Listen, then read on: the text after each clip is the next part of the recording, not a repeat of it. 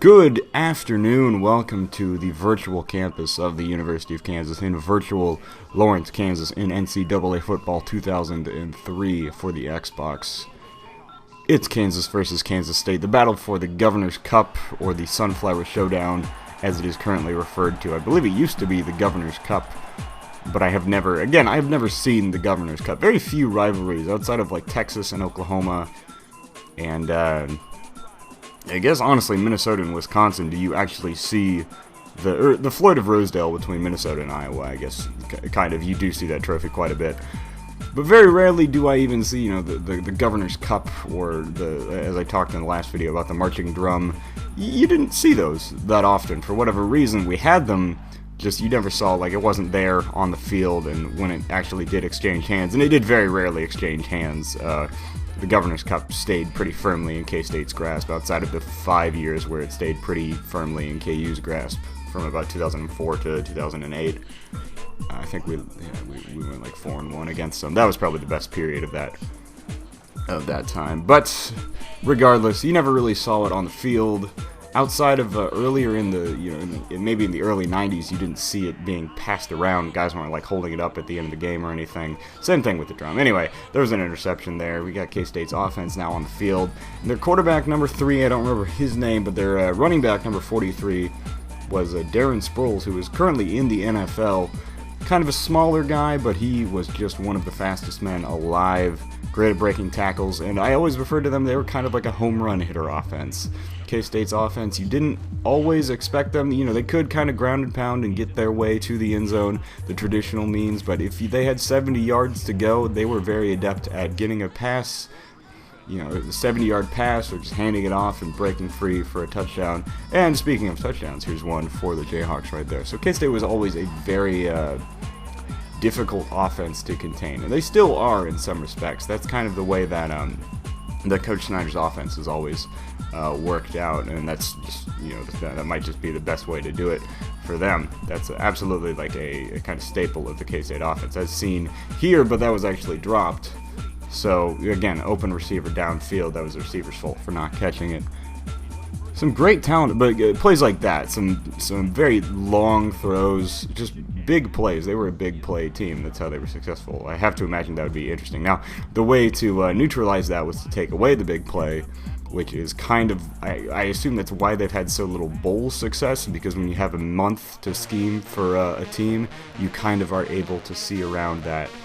End of first quarter, we're up 7-0 on the favored Wildcats of Kansas State. However, the second quarter would lend much different success for much different teams. Willie Wildcat going crazy after the touchdown. I don't think Big J is in this game, now that I think about it. I don't think he was in the game until the next year. This was like the second year. We go like 3-and-out right there immediately. It wasn't until I think NCAA 2004 that they put more mascots in. They had a very like kind of skeleton crew of mascots. They didn't have Big J. I don't think they had some other major. I don't know the other major mascots. We did get Petey Pirate though, and I mean they didn't have the Stanford Tree or Obi. Anyway, first down for K-State. I'm going to stop talking about mascots. Great deflected catch there, and then just give it to the fullback to go right in for the touchdown. Wide open hole there. So they take a lead 14-7 to start the game out. That was a terrible throw. I totally saw that coming and still pressed the button anyway, because that is what happens when you fly close to the sun, my friends. So it's 21-7 now, unfortunately.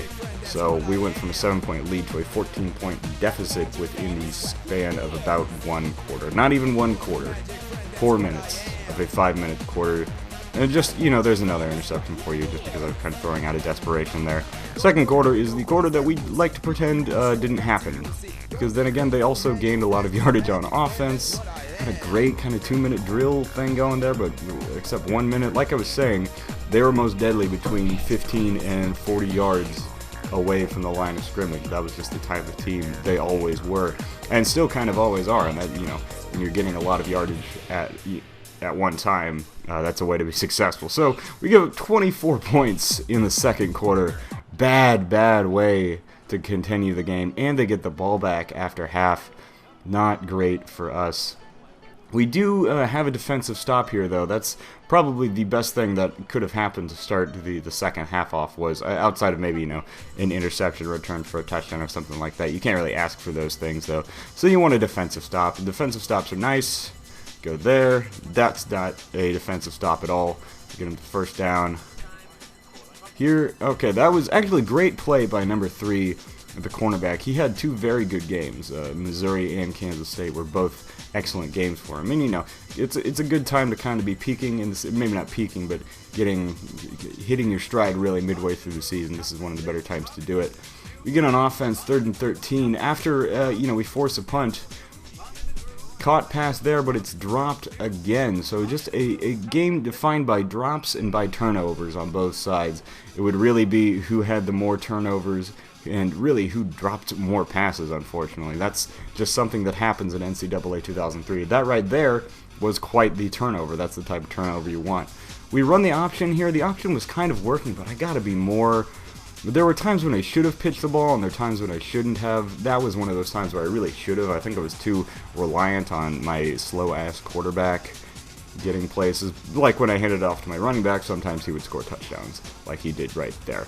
Sack of the K-State quarterback, lending him to a 3rd and 16, which they do not convert. Overthrown right there. Pressure got to him, and it was in triple coverage anyway, so really not a great chance to convert right there. That's the type of 3rd and long that you want.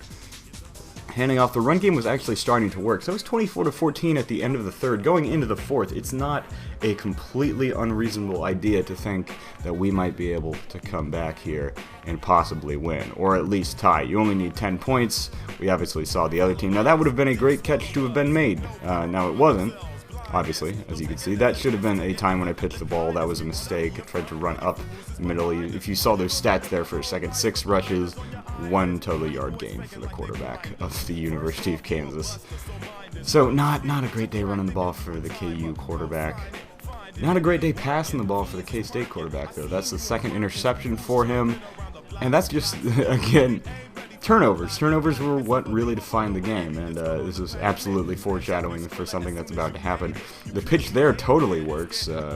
Here on the pass again, we're trying to go to the receiver number 1 there, but it went to another guy, so whatever, Success is success, regardless of who catches the ball, and I think Ole Miss knows that from that play last night against Alabama. Big run play by the fullback, so we get into 1st and goal. Almost 2 minutes left, so not impossible. I probably should have passed the ball more here. Should have done better on the clock management. Also shouldn't have pitched it here because they recover it at the goal line. And that's a touchback, so really our one chance of coming back, cutting the score to, 3 points. Probably would have had to go to the onside kick. Didn't happen.